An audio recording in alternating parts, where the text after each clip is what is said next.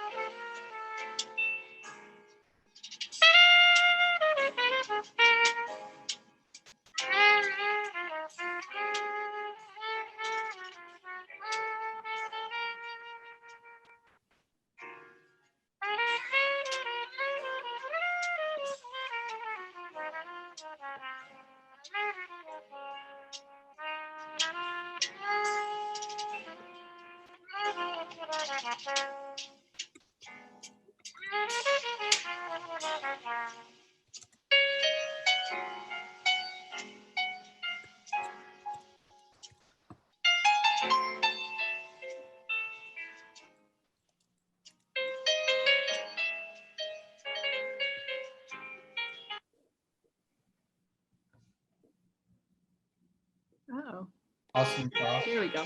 Oh, It goes on for quite a while. Yeah. okay. Okay, There we virtual go. clapping. Yay. Wonderful. Thank you. Thank you. Thank you. That was one. And you said that was from your first album, Charlton? Yeah, I had the privilege of releasing an album in 2011. Mhm. And all of the songs on there are originals except for two of them, one of which is Body and Soul, is a standard that I chose. And it's just one of those songs that in the jazz world, it's a standard, meaning that it's one of the ones that you probably should know if you are trying to be a jazz musician, or if that's going to be your craft. You probably want to have Body and Soul in your repertoire. There are just certain songs that you have to know. Like I could go to Australia and link up with some jazz musicians, and they say we're going to play Body and Soul. Okay, and it's just one of those ones that you have to know. Cool. Well, that's a great way to start off our event today. It wasn't really planned, but if you want to listen to the whole thing, you can just Google Body and Soul Charlton Singleton, right? And it'll come up on YouTube. So that was fantastic. And we look forward to hearing from you in a little bit. So now that I think everybody has come in, Again, good evening and welcome. My name is Sandra Brett, and I'm the director of the Charleston Jewish Film Fest, and we are part of College of Charleston Jewish Studies. We get support from the Jewish Community Center Endowment, and we have some co-sponsors today. Many thanks to the Arts Management Program of the College of Charleston, and also to the Pearlstein-Lipov Center for Southern Jewish Culture. And of course, many, many thanks to all of you for coming here tonight to be with us. Charleston Jewish Film Fest hosts film and programs throughout the year. So let me just tell you about the two upcoming events. For those of you who are fans of Israeli TV series, on October 20th, a discussion of When Heroes Fly to Netflix, Israeli traumas and its international audiences. And that's one of my favorite series, When Heroes Fly. So I'm looking forward to that discussion. And then on October 25th at 5 p.m., our first virtual Film Fest happy hour. So we're going to grab a glass as we discuss a new World War II female spy thriller called A Call to Spy. It's now available on your favorite streaming service for $5.99. That you can watch on your own. But then on the 25th, we'll have an exclusive Q&A with the film's lead actress and director. And I've heard these amazing women divulge their story before, and I assure you it'll be a fascinating backstory of A Call to Spy. And all the info will be in the chat room. So now for tonight's discussion of the jazz documentary Body and Soul. Among other awards, this film won the Best Music Documentary at the San Francisco Black Film Festival. We have three very insightful guests with us tonight, Dr. Ashley Walters, Dr. Karen Chandler, and Mr. Charlton Singleton. So please type your questions or comments into the chat box at any time you want, and hopefully we'll get to a lot of them. And now it is truly my pleasure to introduce a new faculty member of College of Charleston, Dr. Ashley Walters, comes to us from California, Assistant Professor of Jewish Studies and the incoming director of the Pearlstein-Lipov Center for Jewish Culture.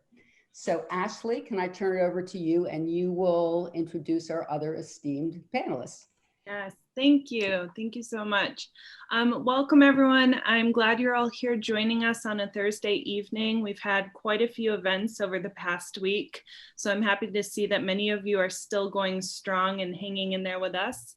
I'm also thrilled to see so many students among us tonight. This is a real treat for us. I will introduce our guests of honor, Professor Karen Chandler and Charlton Singleton, in just a minute. But first, I just wanted to explain how tonight's gathering is going to work. So the plan is for Karen and Charlton to share a bit about the history of jazz in Charleston and about their own work and experience as scholars and musicians here in the Low Country. Then I'll start us off with a few questions.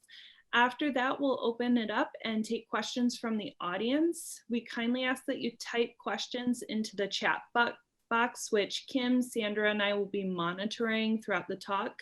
And as we work our way through questions, what I'll do is I'll invite you to take yourself off of mute and ask them. If you are unable to speak up or you'd prefer to remain anonymous, I'm more than happy to read questions for you. Also, if any issues arise, if you're experiencing technological difficulties, please feel free to let us know through the chat function and we'll do what we can to help. And so our goal is to try and answer as many questions as we can in 1 hour. At 8 p.m. we will end the formal session, but keep the Zoom room open for a little while longer for anyone who would like to linger and perhaps speak more informally with our guests. And also, I don't know if we've said this just yet, but we will be recording this session, and so it will be available on YouTube in the next couple of days. So to avoid any unintended audio, we ask that you please double check that your mute button is on. So now what I'd like to do is share a bit about our guests that I'm so excited to have with us tonight. We have Dr. Karen Chandler. She is director of the Graduate Certificate in Arts and Cultural Management at the College of Charleston. She's also a co-founder and principal of the Charleston Jazz Initiative, which she's going to talk a bit about. It's a jazz history and a research project that documents the careers of South Carolina musicians who helped shape jazz history in America and Europe.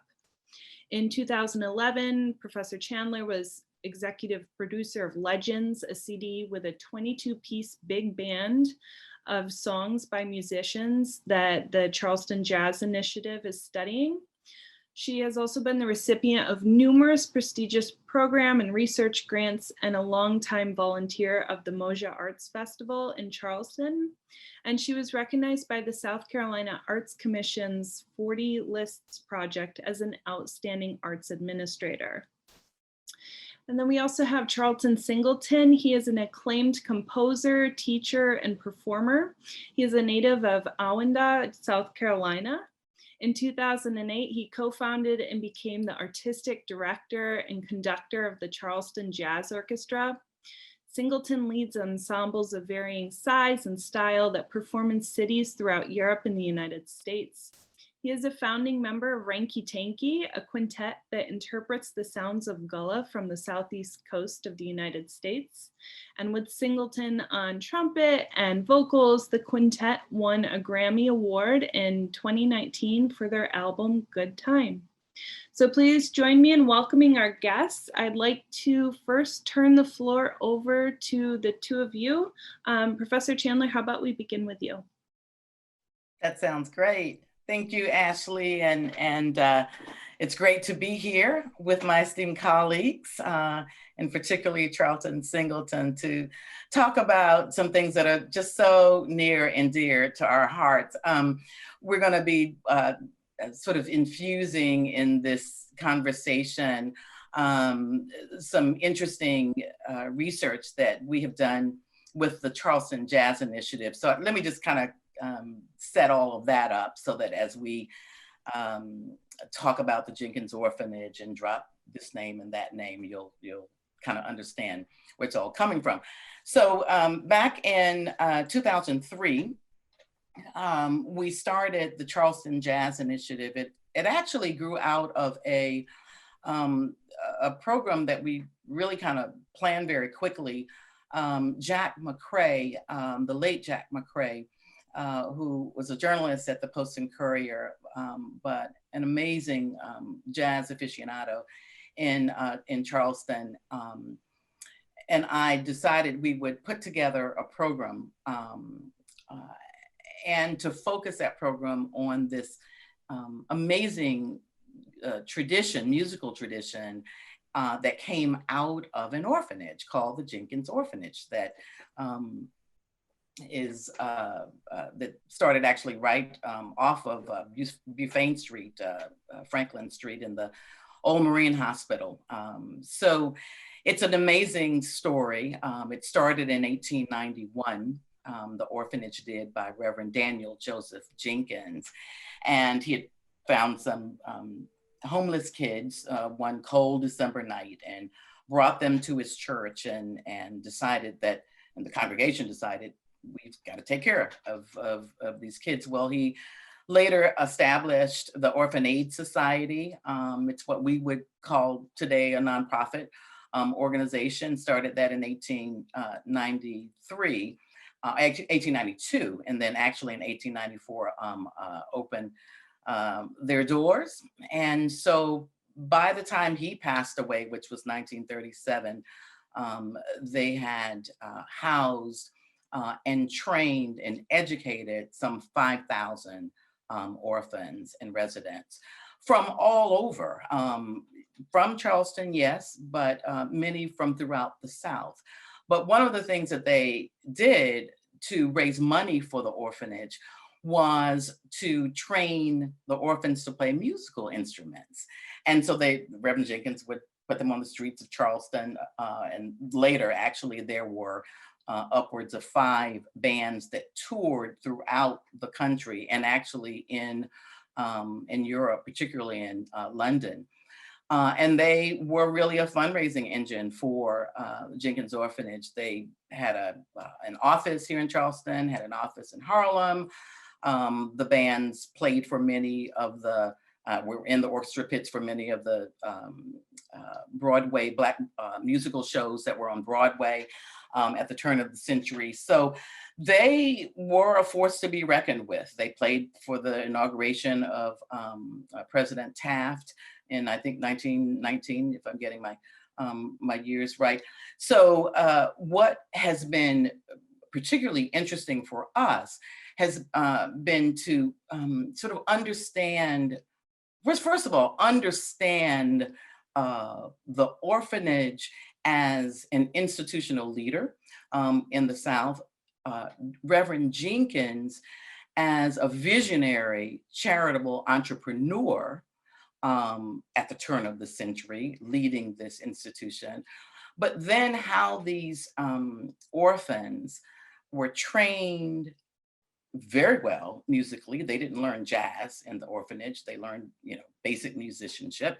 And then they left and went to Harlem, many of them in New York, and actually throughout the world. And most of them never came back to Charleston. So for us, what was interesting about the Jazz Initiative was to sort of journey with them, because much of what we were uncovering was that we were uncovering it. Very little had been written about the orphanage. And so what I think, and I know Charlton will add to this, but one of the things that I think over the years as we developed the initiative and as we continue to do research was that there was a particular uniqueness about and style about these musicians and their music. And that we feel originated from what we know of as Gullah rhythm. So that the rhythm was sort of the musical motif, if you will, the thing that that allowed these musicians to sort of take with them.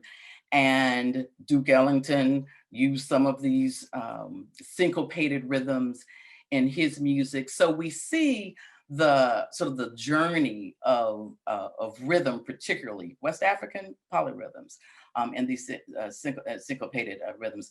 We see the use of them not only in praise houses, on barrier islands and around Charleston, but on the bandstands of Basie and Ellington and Jimmy Lunsford and all the great big bands of the era. So it's just fascinating, I think, for Charlton and myself and Jack McCrae, who passed in 2011, Quentin Baxter, many of you will know that name as well. It was just fascinating to us to begin to sort of piece together. One of the commentators in Body and Soul talked about sort of the beginnings and sort of how difference survives. And so we were really fascinated about this idea of uniqueness and inventiveness and innovativeness and new stylistic approaches, which I know Charlton's going to talk about too. We were just fascinated about that and how that emerged with a group of orphans who were trained wonderfully here with the orphanage, but how they then took that rhythm and how that rhythm has been used in many of our jazz standards throughout time. So that's the work of the Jazz Initiative. So I just wanted to set that up so that as we drop names and talk about Bubba Miley, who infused some of these things into his work with Ellington, you'll have a sense of sort of where these musicians came from. So that's that. Should I stop now, Ashley, and then have Charlton talk, and then we can come back to some of the themes that connect both Charleston jazz and sure, and Body and Soul? Sure, okay. Thank you for that. Charlton? Thank you. First of all, thank you for having me on here. I think this is the biggest Zoom that I've ever been on, so this is awesome. Yeah, the Jenkins Orphanage is definitely a special place, and is I think finally starting to get the recognition that it deserves with regards to the amount of musicians that came from this orphanage and the amount of the body of work that they have produced or influenced, either as solo artists or the majority of them with someone, but usually that someone was probably a major artist, like Dr. Chandler mentioned, like Duke Ellington and Count Basie are probably two of the most well-known names that just made their way into their band. And the reason that they kind of made their way into that band is because of that special training at the Jenkins Orphanage. Now, we have to remember, at the beginning of the orphanage, when this music program is just starting, we're not even calling the music that we think of today jazz. We're not calling it that. It's there's no really, there's that word isn't really there yet. And basically what these residents and orphans were doing, they were basically taking songs that they had learned by way of being taught how to read music, which is very important. That's a very important thing. They learned how to read music, but then they would take whatever they were reading and they would interpret it. They would offer some sort of small improvisation to just give it a little twist, if you will. And doing any sort of improvisation with a song is the basics of what jazz is. Jazz is when you take whatever the composer wrote and then you improvise off of what that composer wrote. Like, you know, it could be Mary Had a Little Lamb, or it could be Twinkle Twinkle Little Star. But if you twist it, or if you change something about it, depending on whatever mood you are in, that's really the basics of jazz. And so what these orphans were doing were basically taking the music of the day for them that they were learning a lot were mostly military marches. And they would take these military marches and they would switch it up into what we call ragging the march.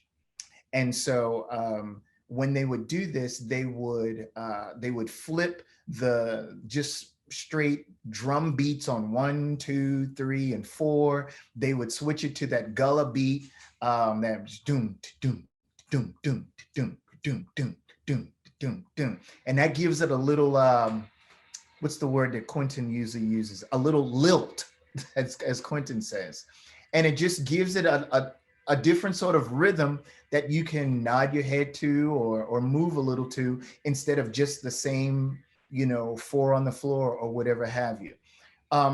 So there's reading music, there is improvising or doing a little bit of some sort of variation on the music.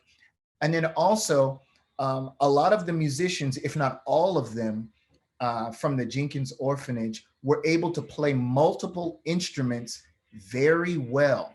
And that's a huge commodity to have. For example, let's look at Duke Ellington. So Duke Ellington is known for his orchestration of music.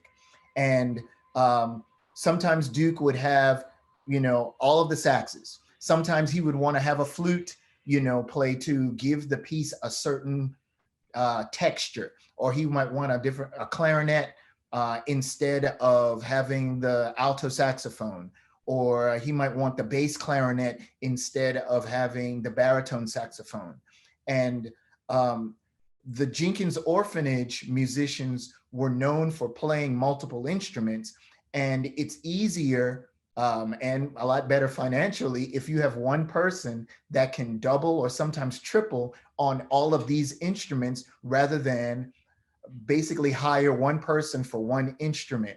And that usually happened in the woodwind section. And it's because of that main thing that that they could do with regards to doubling, as we call it, that made them very much wanted musicians. That's why they were such a hit when we talk about playing on Broadway.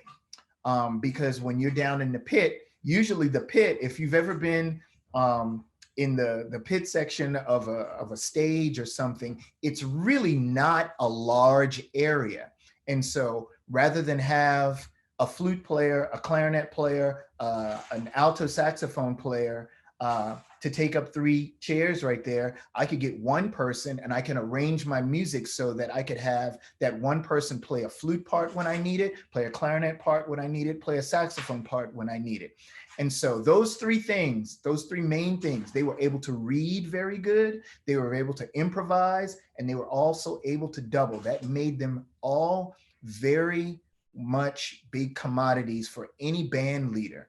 And Dr. Chandler can probably tell you a closer number, but I think it must have been an unwritten rule for Duke Ellington that he was always going to have somebody associated with Jenkins or something in his band, because how many have we counted up to? I think we're up to what, maybe 8 to 10. Wow. Ellington and Basie. Right. From the ranks of the Jenkins Orphanage bands. And it almost became a thing that when someone that was that popular of a musician like Duke Ellington or Count Basie or Lionel Hampton or Jimmy Lunsford or any of them would come through town, it was almost a thing that they were going to look for whoever the hot player was at the orphanage and offer them a job. And go ahead. I'm sorry. No, I was just going to say, and many of them also were brass players like you, Charlton. Particularly in the earlier years, Reverend Jenkins, so many of the orphans had tuberculosis. And so in order to strengthen their lungs, if you're a brass player, you have to blow hard. So, I remember when we first started studying, I couldn't understand why there were so many trumpet players and so many trombone players. There was this whole tradition. Now, part of that also is that the majority of these bands were marching kind of bands. And in your marching bands, you usually have the trumpets that are playing the melody, your French horns, or they're playing sort of the middle line. Your trombones and your baritones are usually the chordal structure, and of course your sousaphone is the one that's playing the bass. And so if you look at a lot of marching bands today, like college marching bands, for example, you're probably going to have more brass instruments, and you're probably going to see the brass instruments more up front than you do the woodwind instruments. And so the Jenkins Orphanage Band was sort of built that way as well. More brass and less on the woodwinds, but they were there. There were a number of woodwinds there. Let's not get it, twisted. Yeah. So I wondered if I could kind of ask a follow-up question. I don't want to take us to the Q&A just yet, but I'm very curious because my understanding of the history of jazz has always been rooted in New Orleans. And so no, okay. No, you're right. So what I'm curious, I see, pardon? I said, we both have something to say about that. Okay. So what I think is really interesting, if you look at these 2 parallel cities, they're both port cities. They both have these kind of Creole cultures. Presumably there's a lot of movement coming in and out. And so I'm curious, are these characteristics that make a place such a vibrant, rich starting point for a new, unique musical expression? Or was there more dialogue between the 2 cities? How are these stories similar and different? Well, let me start first and try to contextualize this in terms of Charleston.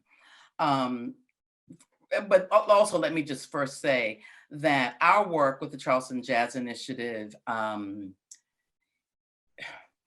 is to bring some understanding of what was happening across the country, and especially in coastal cities like New Orleans and Charleston, to bring some understanding to what those cultural negotiations were among musicians. And then the influences, the cultural influences, obviously French influences and Spanish influences that that were a part of all of that. And so what is particularly interesting, so in terms of New Orleans, our work is to add to the research of the jazz canon. And so I grew up, I was a music major in college, and I learned that New Orleans is the birthplace of jazz. That's it. And so I have learned that there are many, most cultural products don't sort of happen in one place at one time. You know, there's evolution, and there's, you know, as we've said, cultural negotiations that happens all the time. And I think that what has happened in terms of jazz discourse is that there's not been sort of this understanding of the influences of West African polyrhythms to what then survived that transatlantic slave trade, and those rhythmic influences that then were deposited on these shores of Charleston and throughout the Gullah Geechee region. We're bringing some understanding with the Charleston Jazz Initiative to that. And what I think is probably I think Gullah rhythms and these polyrhythms, these syncopated rhythms that have come out of West African rhythmic structure, probably are the purest African assessment in musical language in the United States. I really think that that those sounds, as I mentioned, that we heard in praise houses, stomped, clapped, you still hear that today. You can go at any church today and still hear that rhythm. You can still hear that. Ranky Tanky is a perfect example of how that rhythm, that the importance of those rhythmic influences, how they've survived. And so that's a part of what we are studying. What is unique about Charleston in terms of, we know that it's musicians, that Charleston didn't have the local infrastructure or interests probably that New Orleans had and sustained for many years. So as a result, many of those musicians left, never came back. But what Charleston's contribution to jazz is, we feel, are these rhythmic influences and how they were a part of a diasporic journey throughout the world, not just throughout the country, not just to Harlem, not just to Chicago, but throughout the world. So that is, I would say, the crux of our research. And to answer your question, yeah, the coastal influences are obvious and important. And where we start is with that relationship between West African polyrhythms and Gullah rhythms. Wonderful. Charlton, did you want to add anything? Not a whole lot, but I mean, what Karen said is, you know, just different from in terms of the delivery. But I mean, if you think about it, like Charleston, definitely New Orleans, Savannah, these are all port cities. Back during that time that we're talking about with the you know, middle 1800s to late 1800s, you have a large influx of a lot of different cultures, but especially African. When you talk about those cities, even today, cuisine, just they're artsy towns. They have similar physical looks. Like, you know, after we're done with this Zoom, I challenge everybody to Google Google French Quarter New Orleans, then Google French Quarter Savannah, then Google French Quarter Charleston, and tell me if you don't see literally the same pictures. And so with all of those things being the same, naturally, I think arts and entertainment in general, all of those things have the same sort of thing that's happening. I always think, and this is just my personal opinion, I think that New Orleans gets all of the publicity about it because they're the bigger city and they've talked about it for so many years, for year after year. Just like Karen said, you know, when you open a book, it's New Orleans is the birthplace of jazz, period. That's not the full story. And what the Charleston Jazz Initiative does is give you a backstory that I think is very much important to the full scope of what jazz is. And there's probably other cities like a Savannah that have their own story that's very similar. You know, we talk about the Jenkins Orphanage, and even in the film, when they were talking about Louis Armstrong, you know, Louis Armstrong learned how to play at an orphanage, basically, you know, so the similarities and the whole pathway, it's just it's too closely resembled in order for you to say this one place definitively started this, you know, genre of music. So that's kind of, you know, my interpretation of it. And I'll just add to that and kind of close out this part of the discussion. So for us, we really debunked that whole jazz cliche, you know, that it started in New Orleans and it traveled up the river, went to Chicago, then it went over to New York, and then out to Kansas City, and then over to LA. You know, we embrace it, but we debunk a large part of it because there's just simply not, we feel, sort of a static kind of existence, birth and existence of cultural products. That the cultural products get their start, get their birth, and then journey through some evolving kinds of patterns and negotiations amongst people, and so as a result, there are lots of cities around the country, especially port cities, that probably can claim some type of development or role in the development of early jazz, particularly early jazz. Since we're on the topic of movement and connections and negotiations, and kind of forging new music in the process, I'm very curious to hear your thoughts about the film. You know, it's so nice to have a film like Body and Soul that really takes on the story of exchange. But I'm interested to hear your thoughts on the film. This is a narrative that is still told primarily from a Jewish point of view.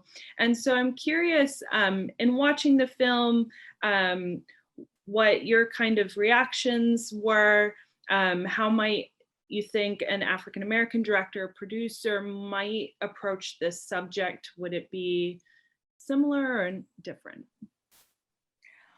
Well, I'll start.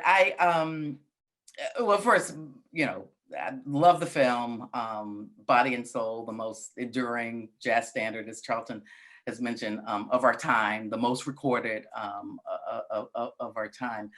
And I think what I thought about that question in terms of Coleman Hawkins, Billie Holiday, and Louis Armstrong. And the film talked about certainly Louis and the inventiveness and ingenuity that he brought to, as the one, I think the first musician to actually record Body and Soul. And I thought about the ways in which Coleman and Billy and Charlton even mentioned John Coltrane, took that and interpreted in their own styles. And so sort of these stylistic approaches are really interesting and fascinating to me. How Billy, I think, if I'm not mistaken, I think she recorded a verse that's usually not necessarily recorded, or Coleman, Hawkins, I think the melody is sort of hinted at. He really works more in terms of his innovation and uniqueness with the interpretation of body, and so works more with the harmony instead of the melody. So it's just interesting to, you know, if an African American producer were to were to produce that film, I would think that they probably would talk about the stylistic approaches that a Billie Holiday, a Coleman Hawkins, a John Coltrane would made in their music. I'll stop there.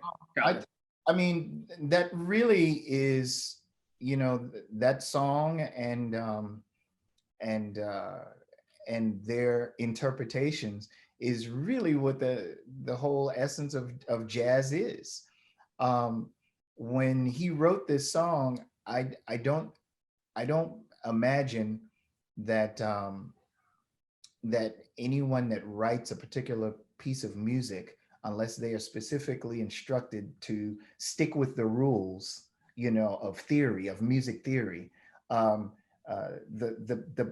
big thing about this song when it came out was that it was so radically different, and being that radically different made it so appealing.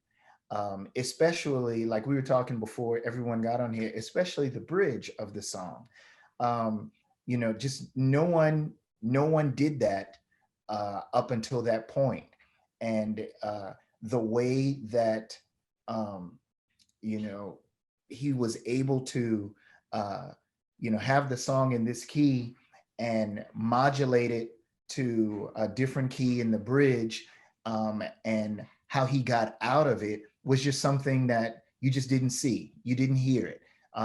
You could look through all of the classical music up to that point from all of these famous composers, but still no one, even your contemporary composers during that time, your Stravinskys and everybody that was into you know, all of the new sort of music. It just wasn't done that way. And Brother Green just like totally flipped the script on it. And so when you get a piece of music like that, and then you combine it with the genius of a Coleman Hawkins or a Billie Holiday or John Coltrane, or even to this day, if you were to find a recording of it done by someone like Herbie Hancock or someone like Chick Corea, you know, just their interpretation based off of what was set, you know, at the beginning, when, you know, the original, you know, piece on how it was composed. I think that's what really combines the best of two worlds, in that genius of the composer and the genius of the actual artist.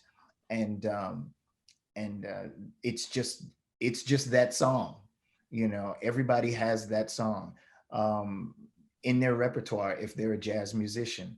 I think if someone were to produce this film, they probably, like she said, they would probably harp on that, you know, because it is so well known, and you just have to put it in your repertoire if you're going to be a jazz musician. It's a must. So I have a question that one of our audience members asked. What is the bridge that you in the movie referred to? Can you just very briefly explain what the bridge is? And then as a follow-up question, I'd be interested to know, did this kind of innovation on the part of Green, this creation of the bridge, and then the artists that then kind of riffed on it and produced their own things, did this kind of normalize the bridge in jazz music? Did it make this more common, savory thing that musicians then sought to draw out at this point? Okay, so first of all, in layman's terms, I don't know how many musicians that we have in this chat, but the form of the song is, we'll do it this way. The form is A, B, and then C, but the C is actually an A. So the A is ya da da da da da da, ya da da da da da da da da, ya da da da da da da da da, body and soul. That's the A. So then that part is repeated again, a second A. So you do that part again, and then when you get to the B, it switches key. So now instead of being in the key of D flat, we are modulating half a step up to the key of D. And the chord structure that he uses in that new key, in that B section, was just something that you didn't do. You usually followed a certain kind of formula, and he disregarded that formula. Getting out of that bridge, that B section, to go back to play the next section, which is a repeat, although we call it C, it's really an A repeat. But getting into that, you would usually do what we call a 2, a 5, and then a 1. You do the second tonality of the key to the 5th tonality of the key, and then that takes you to the main key. He did nothing like that. He used like chromaticism, and he went down half steps in to get back to it, and just that was something that was radically different from oh gosh, forgive me, when that piece was written in gosh. What, Body and Soul? Yeah. 30. Yeah. No, yeah, 20. Well, first recorded in 30. He may have written it 28. Okay.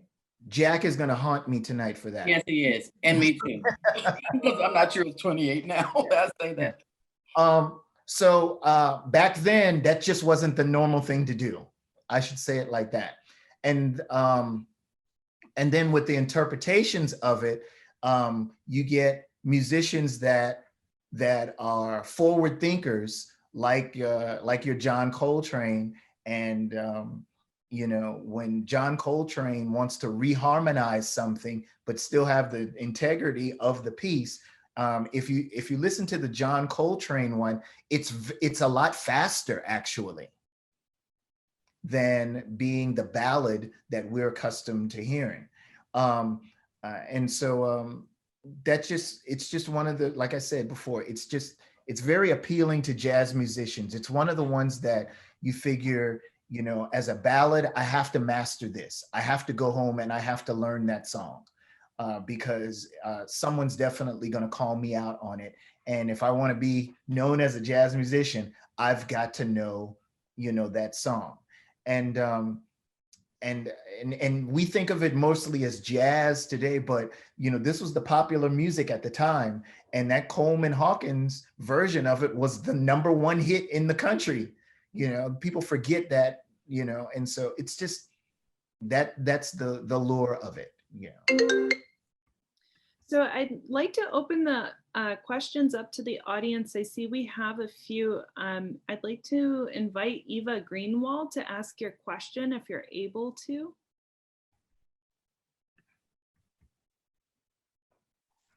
Yeah, hi there.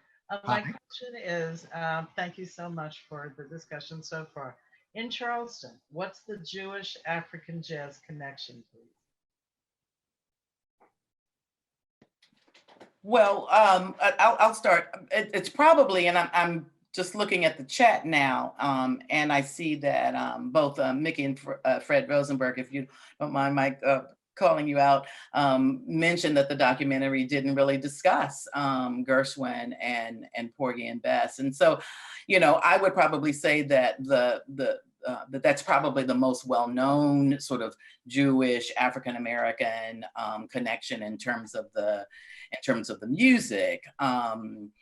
Other than that, Charlton, in terms of musicians, are you familiar with Jewish African-American musicians? Well, the most prominent Jewish musician, jazz musician that I can think of off the top of my head in town is Joe Clark, who runs the Forte Jazz Lounge that's on King Street. And Joe has been singing and playing piano as long as I can remember. He is a product of Charleston. I think he went to the Citadel. He's born and raised here, but Joe has had a very big love for jazz as long as I've known him. With regards to the connection, there's definitely the love. I kind of got the feeling in watching the movie that there was a connection with you know, with I guess coming over to the United States and or you know, that whole thing, and the locking in of the musical traditions. They, you know, they do have some sort of little connection there. I was reading up on klezmer recently, and you know, just the whole dance aspect of that music definitely has a fit within some of the rhythms that we find in African American music. So there is that definite connection. And I would say too, again, the Gershwin connection is most notable.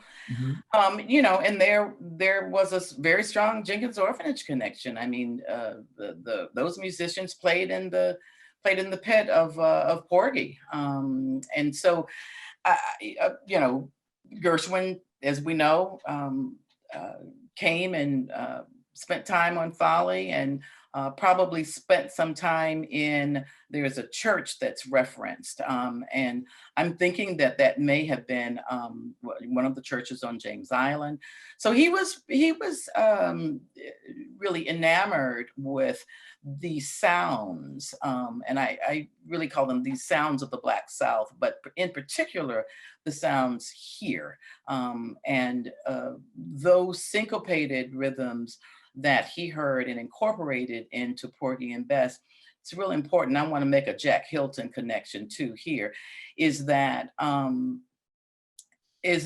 probably, I want to think maybe 15 years prior to Porgy and Bess, Edmund Thornton Jenkins, who was a son of Reverend Daniel Joseph Jenkins, who started the orphanage, composed an orchestral piece called Charlestonia.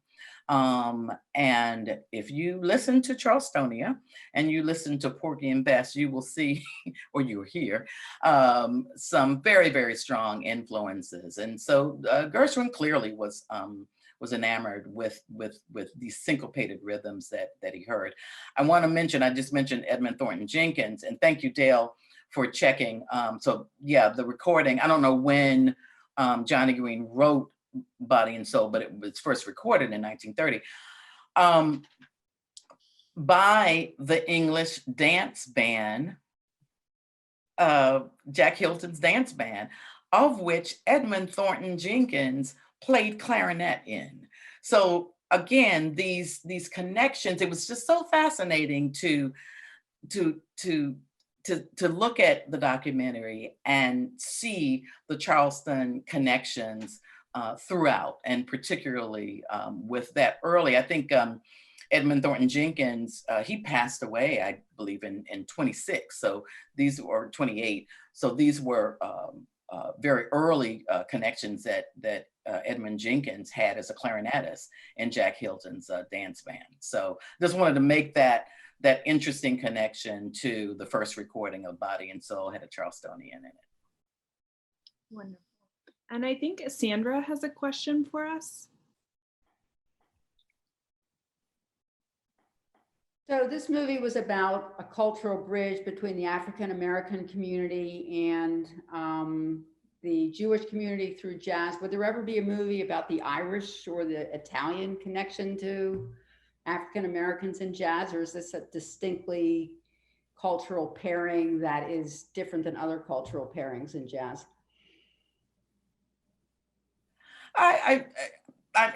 Yeah. Yeah, because I think these cultural, you know, we talked about cultural negotiations, but yes, there have been influences that. There's a trombonist, and his name is escaping me right now, who was trained at the Jenkins Orphanage, left very early on in the 20s, as most of them did, but ended up with bands all over the world. And so hired Italian musicians and Irish musicians. And so I think that this idea of these sort of distinct cultures within jazz makes sense. And so, you know, yes, I'm hoping that we will see those kinds of documentaries as well. There's just a, you know, jazz was diasporic. I mean, it just was. And so it takes some digging, it takes some uncovering. I mean, even what we have uncovered with the Charleston Jazz Initiative, we didn't have a roadmap. We had no idea. We had a small pamphlet that a British historian, John Chilton, and trumpet player, John Chilton, wrote on the Jenkins Orphanage Band. A documentary, thankfully, that Beryl Dakers, who was at SETV, did in the early 90s, I believe. But largely that was it. What Beryl did was huge for us, because she had done some exciting interviews with many of the musicians of the Jenkins Orphanage bands. But you know, we had to carve this out, you know, and we had to talk to family members of many of these musicians to craft a narrative. But then it was really us. And thankfully, you know, when we conceived the Charleston Jazz Initiative, it was conceived with Charlton, with quintet, with musicians, with jazz musicians. It wasn't just a research project where we sort of had our heads buried in archives and the like. We wanted to be able to understand the history of jazz in Charleston with the very people who were of this soil and who could help bring some musical sensibility through their own cultural negotiations as a part of it. So that's how I'll answer that. So we're at our 8 o'clock marker. So some of you perhaps might need to run and go off and do some other things. You're more than welcome to duck out of the room. For those of you who would like to remain in the Zoom room and perhaps speak more informally, we're more than happy to have you. We still have a couple of questions in the chat. I'm not sure if Alana's still here. Alana? Yeah, I'm here. Would you like to ask your questions? Yeah, I was just wondering how old the orphans were, and did it range in age, or was it just a specific age? That was my first question. Yeah, they were probably 6 to, I would say, maybe 14, 15. And for the most part, many of them, well, they were usually brought to the orphanage because of families were unable to take care of them, or there were discipline problems, or but over the years, the orphanage became so such an important institution throughout the South. Reverend Jenkins was sort of known to sort of turn around wayward kids. But people what he was sending their kids there. Huh? People started sending their kids there. There you go. Not to stay, And they were not only sending them there to sort of be turned around, they were sending them there to study music. Freddie Green, who was Basie's rhythm guitarist, he wasn't an orphan, but he studied music at this orphanage. So the orphanage actually became known as a very important musical institution throughout the South. Yeah, so the ages were probably 6 to maybe 15 or so. And some would run away and never come back. Some would leave. And usually many of them left at 15, 16 years of age and ended up in New York, in Harlem. Did you find it difficult to teach the orphans because of their situations?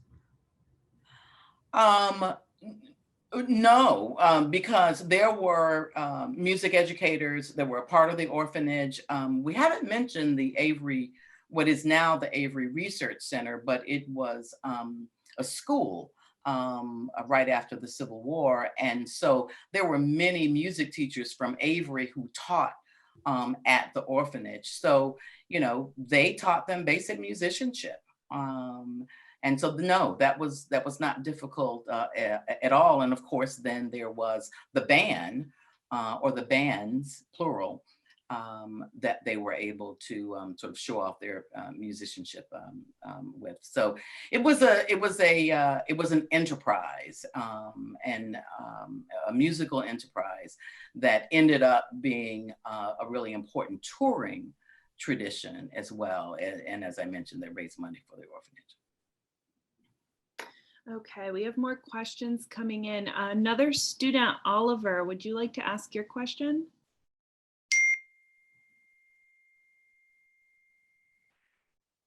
Oliver, are you still there? Yeah, sorry, I was on mute. What do you think the future of jazz in Charleston looks like, and how do you think it will overlap in the Jewish community in more visible ways in the future? I personally think that the future of jazz in Charleston is incredible. With the historic part of, or the historic arm of the Charleston Jazz Initiative and the current up-to-date presenting arm that is of Charleston Jazz, which houses under its umbrella the Charleston Jazz Orchestra and the Charleston Jazz Academy. I think that that we here in Charleston are are in a very good place with regards to educating and training young musicians that want to be involved with this particular genre of music. And to look at their faces in the crowd when they're out performing or when they are going to class, it's a wide variety of cultures that you see. And jazz is one of those genres of music that you can find just about every race, creed, culture, involved in. Like I said, I could go to Switzerland tomorrow and say, let's play Body and Soul with somebody that I've never talked to in my life, on the jazz bandstand, and they'd know what we were going to do. And that says something. So I think it's in good hands, especially with, like I said, those two organizations with, the historic side of what Charleston has done and has taken the music. Charleston may not have the big star power like a New Orleans would have with, like your Louis Armstrong or your King Oliver or even Wynton Marsalis and the Marsalis family. But as far as pushing the envelope artistically, Charleston is very much in that conversation of, yeah, we did this.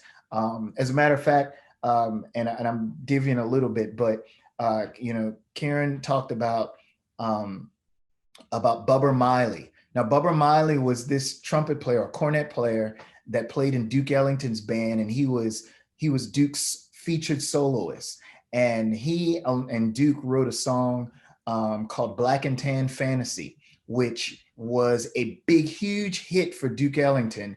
And Bubba Miley used a plunger mute. Now, I don't know if any of you all have seen a plunger mute, but it's basically a plunger, you know, like you would use for your sink or your toilet. And so Bubba Miley kind of, you know, did this song, and it was a big hit. And I think a lot of people believe that Bubba Miley is the father of, you know, this idea. However, there's a backstory. And we believe in our researching and just talking about things and piecing things together, that while the Jenkins Orphanage had all of these bands that were traveling around the South and our state and just all over, that Bubba Miley probably saw, you know, one of them using this plunger mute. And that's just one little example of, you know, the innovation of Jenkins Orphanage. And if you're still unfamiliar with, excuse me, if you're still unfamiliar with a plunger mute on a brass instrument, two things. Number one, go listen to Black and Tan Fantasy by Duke Ellington, or go listen to the adult talk on Charlie Brown. Oh, yes. because when you listen to the adult on Charlie Brown, you're actually listening to a trombone player with a plunger mute. That's right. Forgot all about that. Thank you, Oliver, for your question, because what Charlton just said is, I don't know, and there may be other cities where you've got this confluence of, you know, this sort of loosely organized jazz history, you know, research project called the Charleston Jazz Initiative that literally is uncovering without a roadmap, you know, what Charleston's contribution to jazz has been, at the same time that jazz is continuing. We're hearing it, well, pre-COVID, hearing it in restaurants and hearing it in a band called Ranky Tanky, and, you know, hearing it in the music, the various configurations of bands that Charlton has, that Quentin Baxter has, and so many other musicians. So one of our advisors, Wolfram Knauer, who is a director of the Jazz Institute in Darmstadt, Germany. One of the things he said years ago when he came here for a symposium is, he says, it's pretty cool how you've got both the historic piece happening, you know, that you're uncovering this history, while at the same time, in one program, I can actually hear living history being made at the same time. So I think, you know, we've got that interesting confluence, and that the idea of sort of carving out what is particularly unique, you know, these rhythmic influences, the thing that makes Charleston particularly unique in understanding jazz. That is, you know, that's pretty uncommon. I mean, I don't know how many cities, say New Orleans, sort of has that story, and has that story in an ongoing kind of way in which we're uncovering the history and continuing the jazz. And with Ranky Tanky, it's, you know, taking these old Gullah songs and then doing what the Coleman Hawkins of the world has done, and that is interpreting them in their own right. So it's a pretty fascinating setting of jazz that we've got here in Charleston. And then we've got a presenter, as Charlton mentioned, in Charleston Jazz. Thank you. Really quick, the leader of that presenting organization, I think, is on here, Tatiana. Tatiana. Yeah. Yes, who helped us promote this event. So thank you. Hey. Okay. Well, I think we're just about out of time. Sandra, did you have a couple more words you'd like to say? You're on mute. Again, thanks to everybody for coming. I know I learned a lot about jazz, and I can't wait to hear you at the Bend, hear Ranky Tanky at the Bend in a couple weeks. Just to go back to the name of the movie, Body and Soul, An American Bridge, the Black Jewish History of an American Song. Do you have any final words real quickly that you would like to say? In the movie, they alluded to, it used to be, I guess, people would say that the reason there was this simpatico between Blacks and Jews was because of the slavery experience. So whether or not you believe that, I mean, do you go back and think about those things anymore? Do you think that is something that links our two cultures, or at this point it's gone beyond that? That's a real interesting question. It was interesting to listen to that Al Jolson. I mean, a very, very quick, not fully developed piece. And I thought so much about Bert Williams, and so I think that could have been fleshed out probably a little bit more in the documentary. It was interesting when they talked about Benny Goodman and how he integrated his band as a Jewish band leader with Teddy Wilson, and then later Lionel Hampton. So I found myself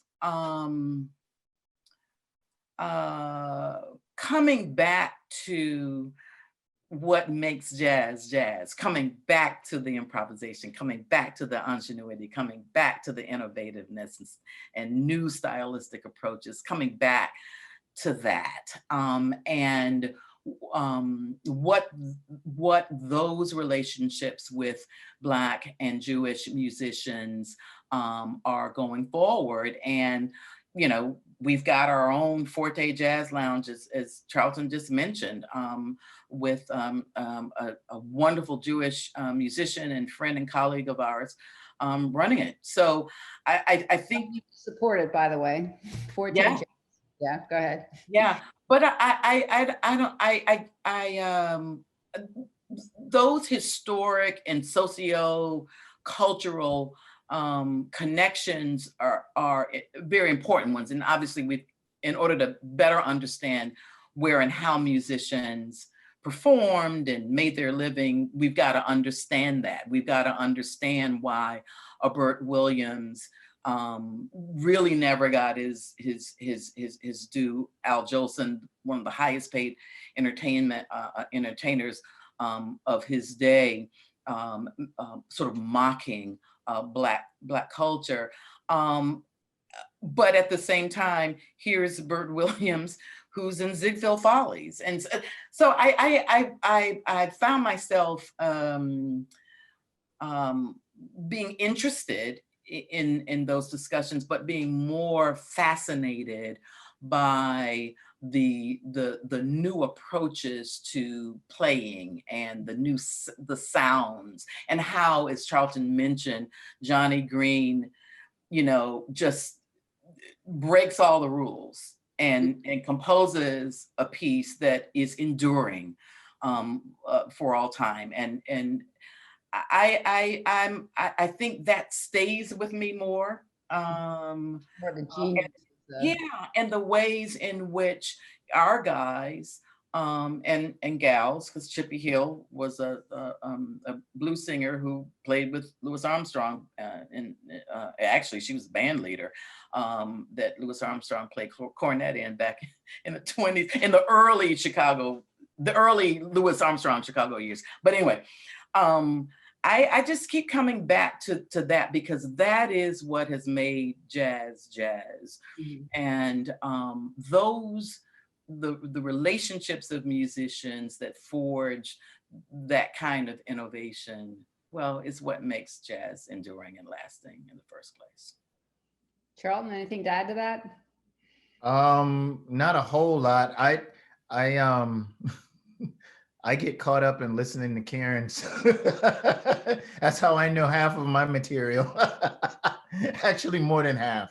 But yeah, yeah. I think just the innovativeness, you know, and the creativity is definitely a common thread there. Definitely. Yeah, that's a good way to put it. Yeah.